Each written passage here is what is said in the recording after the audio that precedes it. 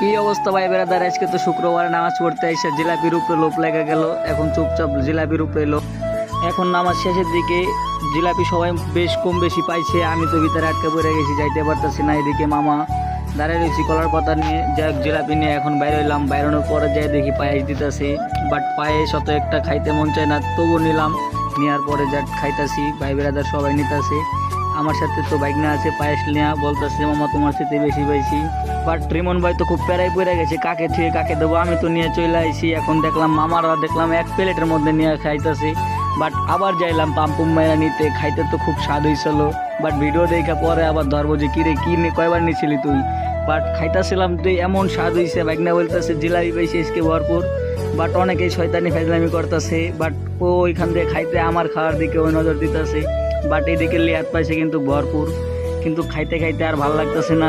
মসজিদ থেকে একবারে বেশি দুইবার নিয়ে খাইতে